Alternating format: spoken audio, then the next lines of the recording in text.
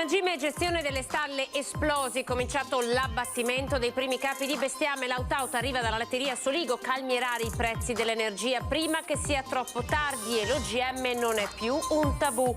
Profughi a quota 4.000, ormai in Veneto ieri effettuati 877 tamponi, 632 profughi hanno ricevuto il vaccino, tutti i casi Covid saranno sequenziati.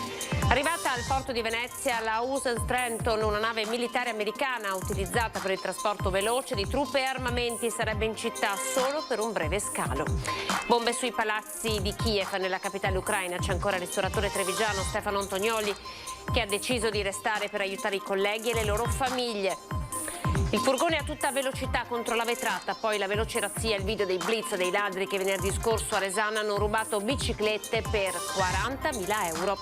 Il patron di Hausbrand Caffè, il trevigiano Martino Zanetti, resta fuori da un'importante fiera di Rimini perché è sprovvisto di Super Green Pass. L'ira dell'imprenditore a un danno, la replica è stata applicata alla legge. Lo studente copia il tema, voto 1, la professoressa pubblica la foto dell'elaborato su Facebook e scoppia la polemica. È accaduto nel Padovano, indagine interna dell'istituto. Accordo unico in Italia tra Veneto e INPS, i malati di tumore potranno avere il certificato medico-oncologico per invalidità civile senza dover effettuare una seconda visita dopo quella dello specialista. Buonasera, ben ritrovati TG Veneto. Partiamo dalle stalle, dagli allevamenti del nostro territorio. Come in qualche modo avevamo predetto, è iniziato l'abbattimento del bestiame perché il mangime è caro oppure non si trova. Il grido d'allarme degli allevatori. Il costo dell'alimentazione è talmente elevato che tutti gli animali, specialmente quelli di bassa redditività e che non producono molto latte, noi in questo momento si fa una cernita, si fa una scelta e li mandiamo all'abbattimento. Quella che fino a qualche giorno fa era un'ipotesi, oggi è la tragica realtà. Con l'esplosione dei costi dall'energia ai mangimi, non solo non è più remunerativo allevare una vacca da latte, ma si produce rimettendoci. Diversi allevatori stanno compiendo scelte estreme. Lorenzo Bruniera è il presidente della latteria Soligo, da cui passano le eccellenze trevigiane, dalla Casatella al Soligo Oro, formaggio che si produce dal 1883 e mai stato così in pericolo. Prima mandavamo all'abbattimento animali che facevano, quando arrivavano a 20 litri di latte non era più remunerativo. Oggi a 30-35 litri di latte un animale non è più remunerativo e quando parliamo di una cifra del genere è una cifra molto alta. Quello che Bruniera tiene in mano ormai è diventato oro. Questo è il mais fiocato. Questo da 20 euro è passato a 43-44 euro. La soia che è dentro, che è macinata e che si potrebbe vedere all'interno, è andata a 63 euro al quintale, da 35 euro al quintale. Cioè le cose sono tutte raddoppiate, ma vogliamo parlare del gasolio. Il gasolio da 60-65 centesimi, quello per l'agricoltura, è passato a 1,40 euro. Peccato che al momento il prezzo del latte resti fermo ai 37 centesimi. È infatti ancora la grande distribuzione a decidere, ma resta da capire per quanto, visto che l'intera filiera ormai è intaccata da rialzi fuori mercato. Un latte deve avere sicuramente un aumento in questo momento dai 15 ai 20 centesimi, non si parla più di pochi centesimi. Guardate che il carrello della spesa potrebbe trovarsi vuoto. La fotografia è impietosa, anzi drammatica, e per frenare l'effetto domino serve agire subito su due fronti: calmierare i prezzi dell'energia per la filiera agroalimentare e rendere remunerativo anche in Italia la cultura di mais e mangimi. L'alternativa, una volta finite le scorte europee, consiste nel riprendere in mano il tema non più un tabù dell'OGM. Senza prodotto naturalmente gli animali non vengono alimentati, di questo non c'è ombra di dubbio. Dobbiamo affrontare anche questo ragionamento qui. L'allarme è serio, il tempo poco, mai come oggi si mette in discussione il lavoro di una vita. Anche dentro di me la voglia di dire chiudo tutto, però l'abbiamo fatto per 50 anni, l'ho fatto per 50 anni questo lavoro. Siamo nelle nostre famiglie, vogliamo continuare, siamo innamorati di questo lavoro, però non si può essere solo innamorati senza soldi non si va da nessuna parte. E a proposito di soldi, 2.300 euro in più all'anno, Federconsumatori calcola e quantifica il caro energia per le famiglie. Vediamo. Le tariffe dell'elettricità hanno avuto un incremento del 55% e del gas del 42%. Se a questo poi si aggiungono gli altri aumenti come il carburante o appunto il settore agroalimentare, abbiamo calcolato che le famiglie si troveranno a fronteggiare aumenti per oltre 2.300 euro all'anno. Un vero e proprio salasso quello che si sta abbattendo sulle famiglie italiane, quantificato da Federconsumatori in 2.300 euro per una famiglia media di 4 persone. 1.000 euro in più se ne andranno per le bollette, 400 per il caro carburante, il resto a cascata su tutti gli altri settori che risentono dei rincari di energia e trasporti. Le associazioni dei consumatori hanno chiesto al governo vigilanza sulle tariffe e sostegno a famiglie e imprese. Sono stati poi siglati a livello nazionale degli accordi con i maggiori gestori per la rateizzazione delle bollette. Hanno sottoscritto con noi dei piani di rateizzazione migliorativi rispetto a quanto previsto dal governo e della delibera dell'autorità garante.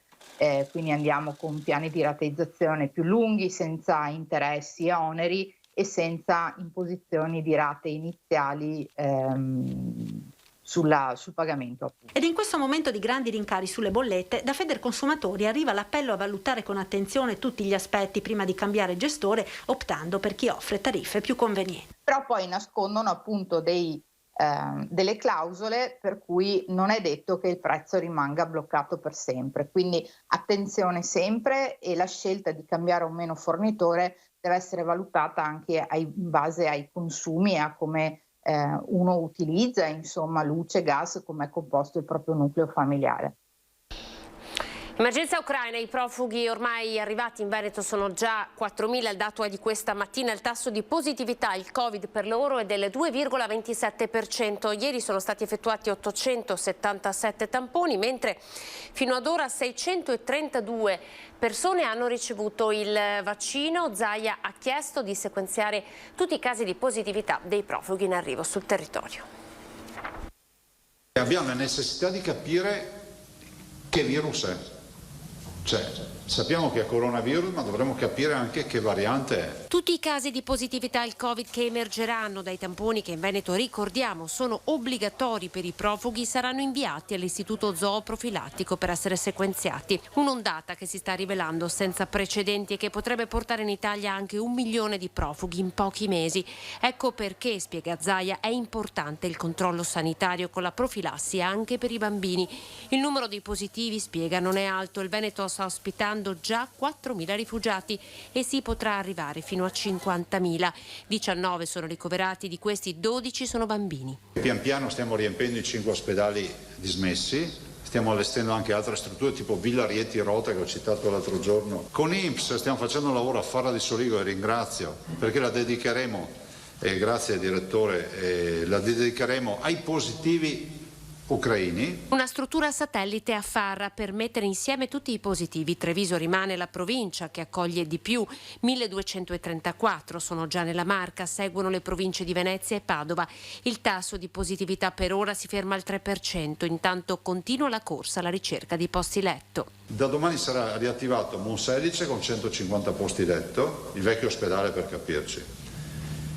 Da giovedì attiviamo quello di Asiago, 120 posti letto, e poi Macegine, cioè alla fine avremo 1 migliaio di posti letto. A sorpresa sono già 4.000 le case offerte dai veneti. Zaia lo annuncia con orgoglio. 3.957 veneti hanno chiamato e hanno messo a disposizione 8.100 posti letto che noi stiamo utilizzando. Addirittura d'arrivo l'accordo con Federalberghi per stanze a prezzi super calmierati. Lo Stato per ora ha destinato all'emergenza 10 milioni di euro. Briciole, visti i numeri che ci attendono. Sappiamo che il contingente di persone che verrà qui dovrà essere ospitata, dovranno mangiare, dovranno avere dei servizi. Ci preoccupa in questa fase di meno il tema delle spese sanitarie, ci preoccupa molto di più quello del sostentamento di queste persone. Quindi chiediamo che venga rimpinguato al governo, lo chiedo ufficialmente, il tema della protezione civile e quindi delle gestioni commissariali.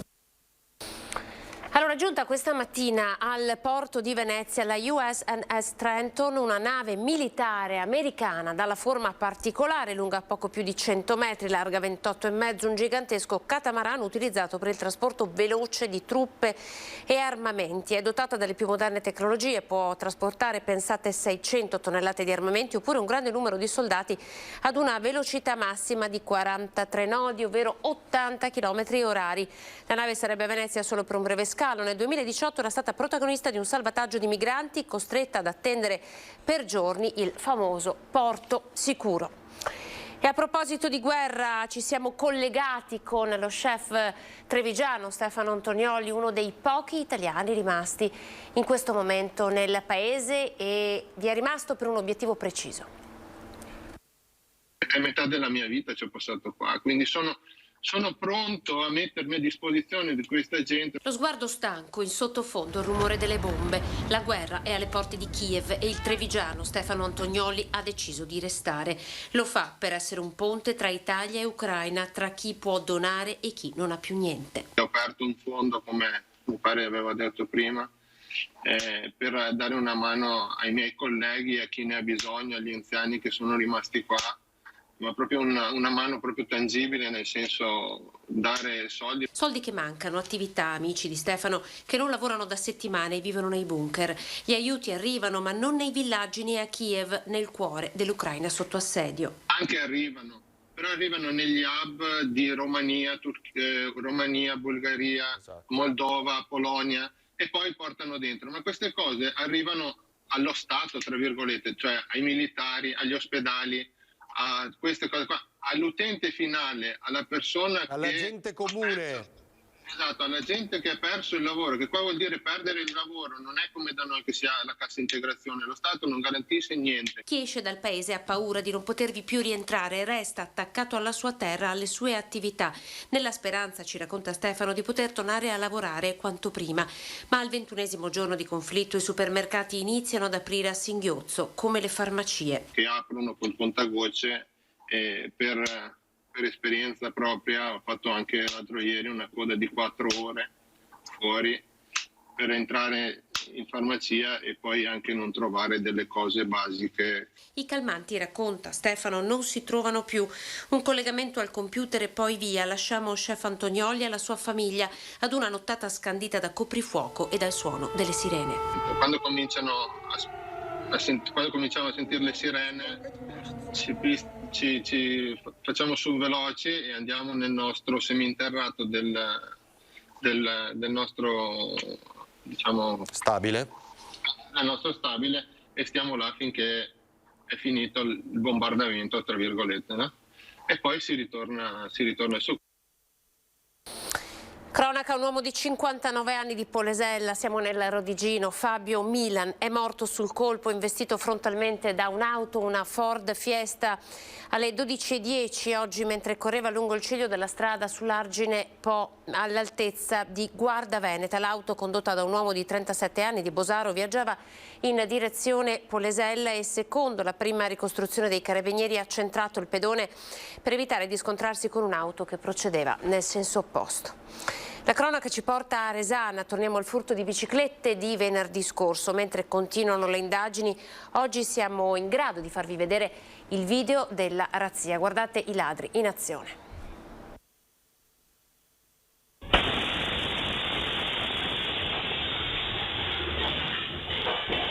Il furgone è lanciato a tutta velocità in retromarcia che sfonda la vetrina e poi i ladri che entrano di corsa. Uno scivola sui vetri rotti, si rialza e comincia la razzia. Le immagini della telecamera di videosorveglianza interna al bike shop di Resana hanno immortalato il colpo messo a segno alle 4:30 di venerdì scorso nel negozio di Via Martiri della Libertà.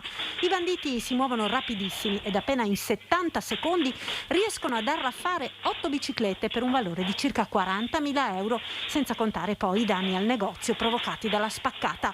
Proseguono le indagini condotte dai carabinieri di Castelfranco, che stanno cercando di individuare la banda di predoni, banda che potrebbe aver preso di mira nei giorni precedenti anche altri negozi di biciclette tra il Trevigiano e il Bellunese. Sono circa 10 giorni che stanno comunque battendo tutti i negozi di bicicletta dei dintorni, perché sono stati qui vicino a Castelfranco Veneto, a Cittadella, a Feltre, a Belluno, insomma sappiamo di essere sempre sotto il loro controllo. Una bicicletta da 8.000 euro che magari ha liste d'attesa di un anno, figurati, pochi giorni la piazzano. In un momento difficile per l'economia italiana, in cui le aziende cercano di dare il massimo per sviluppare i contatti e le relazioni con i clienti italiani e stranieri, mi è stato negato l'accesso al SIGEP di Rimini. A sollevare il caso è Martino Zanetti, presidente di Hausbrand, marchio italiano del caffè, con sede a Nervesa. Della battaglia l'industriale non era in possesso del Super Green Pass, ma solo del Green Pass normale. Questo atteggiamento radicale e intimidatorio da parte dell'ente fiera, attaccato Zanetti, ha creato un grosso danno morale e materiale, impedendo in modo categorico la possibilità di incontrare gli operatori presenti in fiera e di portare avanti trattative importanti che erano già state programmate, una mancanza di rispetto che avrà conseguenze. Immediata la replica di Italian Exhibition Group, che organizza la fiera. Abbiamo semplicemente seguito la legge, non è nelle nostre disponibilità contravvenire a norme vigenti su tutto il territorio nazionale. Siamo a Padova ora per raccontarvi la storia di uno studente che copia un tema, riceve voto 1 dalla professoressa, che però pubblica l'elaborato sui social network e scoppia la polemica. Il finale di un tema, qualche errore di grammatica e il voto che non lascia spazio a dubbi. 1. Una foto pubblicata su Facebook da un'insegnante padovana che ha scelto di condividere sui social il giudizio dato ad un suo alunno ha scatenato non poche polemiche. La fotografia, condivisa da Nora Foggiato, docente di lettere di un istituto superiore di Pieve di Sacco, è diventata in poche ore un caso. Nello scatto si vedono le righe finali del tema. L'insegnante non ha riportato nomi o dati che possono ricondurre all'identità dello studente, ma la scelta di pubblicare parte del tema con il voto le ha fatto ricevere una pioggia di critiche, tanto da spingerla a spiegare con un commento la sua decisione. Il tema assegnato era su come i campioni del calcio, Messi e Ronaldo, possono essere fonte di ispirazione per i giovanissimi. Secondo la docente, l'alunno avrebbe copiato il tema da internet. L'alunno ha 20 anni e frequenta l'ultimo anno, tra 3 mesi dovrà affrontare l'esame di Stato e successivamente cercarsi un lavoro. Ebbene, ha copiato un tema svolto da internet. Gli errori di sintassi o grammatica hanno un valore relativo di fronte ad un fatto di questa gravità. Non stiamo parlando di un adolescente fragile, ma di un adulto incapace di prendersi delle responsabilità, ha spiegato sempre sui social la docente. A far discutere però non tanto la decisione di dare 1, ma la scelta di condividere la foto dell'elaborato su Facebook, anche se senza nomi. Il compito in classe, infatti, è un atto riservato. Il post è già stato rimosso dalla pagina Facebook della docente. La scuola sta avviando un'indagine interna per valutare le responsabilità disciplinari. Contattato al telefono, il provveditore agli studi Roberto Natale ha commentato così: osservo che si verifica una confusione di piani pubblico, privato e lavorativo, e questo non fa bene e crea situazioni critiche a chi è coinvolto nella vicenda. Andiamo in pubblicità, tra poco.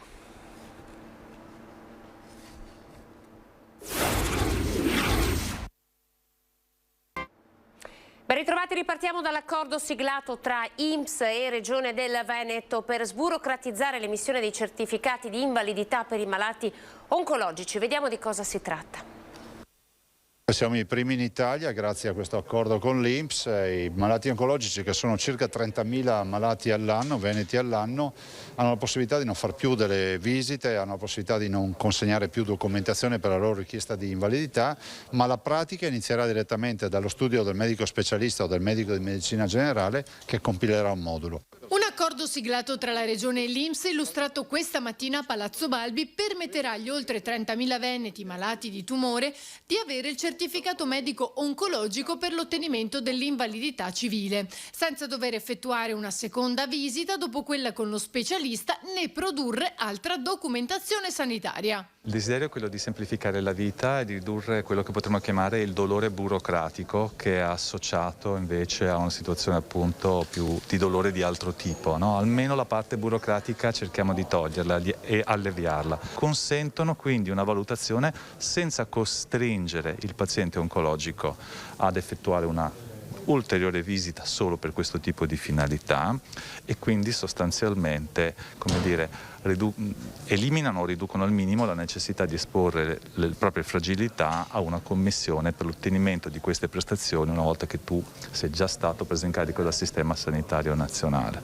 L'intesa, che segna una volta storica, coinvolge tutte le strutture sanitarie della regione, ma al suo interno ha una strategia più ampia. Siamo la regione in Italia di gran lunga che ha il maggior numero di accertamenti condotti sulla base della documentazione specialistica, ossia oltre il 70%. La media nazionale è il 20%. Quindi noi abbiamo abbracciato questa strada perché ci crediamo, però l'obiettivo futuro è quello di accedere direttamente al fascicolo sanitario regionale, in modo che il cittadino non debba fare assolutamente niente, tranne premere il pulsante e fare la domanda. L'obiettivo è di rivederci qui magari tra qualche mese per un accordo in cui avremo magari l'accesso al fascicolo sanitario regionale, e lì sarà veramente una svolta che riguarderà a questo punto l'intera platea. Obiettivo rilancio e ripresa, 17 aziende venete nei giorni scorsi a Milano per la fiera Homi dedicata all'oggettistica da casa e interior design. Abbiamo ripreso la fiera purtroppo dopo 2 anni di difficoltà con questa pandemia e speriamo che questo sia l'inizio di un ritorno alla normalità. Più forte dei venti di guerra che hanno sostituito in poche settimane l'incubo del Covid. Nonostante tutto, per gli imprenditori veneti c'è una sola parola d'ordine: ripartire cercando di saltare i tanti ostacoli. L'occasione è la fiera Homi di Milano, 4 giorni dedicati al mondo dell'oggettistica domestica, interior design e home hospitality. 17 le aziende venete presenti con un supporto cruciale. Abbiamo il supporto della collaborazione con la Regione Veneto, con la quale collaboreremo anche per trasferte, missioni e esperienze all'estero, vista la nostra propensione all'export. Regione e Camere di Commercio unite per supportare marchi e start-up, la creatività tutta made in Veneto, votata per lo più al green. Dagli oggetti per la cucina 100% riciclabili in ottica di economia circolare, alle bottiglie con il tappo sottostante per poterle lavare e riutilizzare, ai pannelli di arredamento modificabili dallo stesso inquilino a seconda del suo stato d'animo. Si esce con questa idea che rivoluziona un pochino il modo di pensare il visual design. Si tratta di pannelli completamente modificabili a proprio piacimento. Anche un'occasione per riallacciare rapporti e stringere accordi con l'estero. Relazioni da rinforzare anche e soprattutto in questo momento difficile, cercando sempre di guardare avanti, di guardare nel futuro. C'è il tempo per dirvi che nel tardo pomeriggio è stato chiuso un tratto autostradale della A4 tra San Stino di Livenza e San Donà di Piave in direzione Venezia a causa di un tamponamento tra 3 mezzi pesanti. Ancora il tratto maledetto, l'incidente ha informato Autovie Venete, è avvenuto poco prima delle 17, una persona è rimasta incastrata in uno degli autoarticolati coinvolti. Purtroppo non siamo in grado ad ora di darvi altre informazioni. Siamo alle previsioni del tempo, intanto grazie per essere stati in nostra compagnia, arrivederci.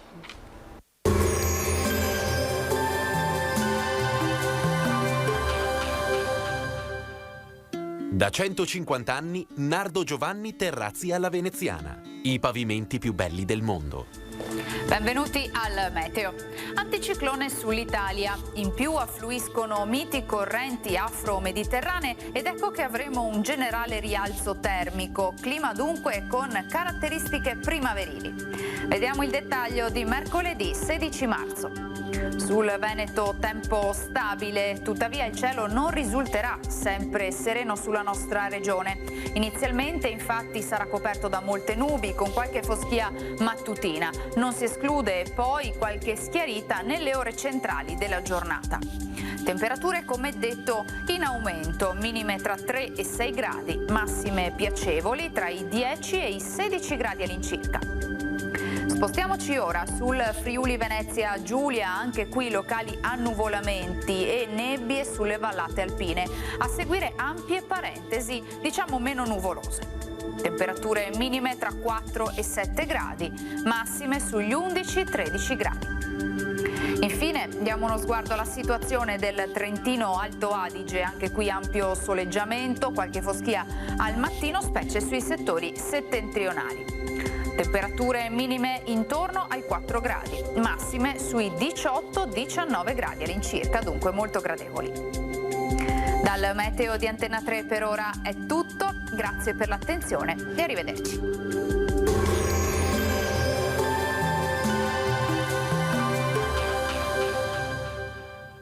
Da 150 anni Nardo Giovanni Terrazzi alla Veneziana, i pavimenti più belli del mondo.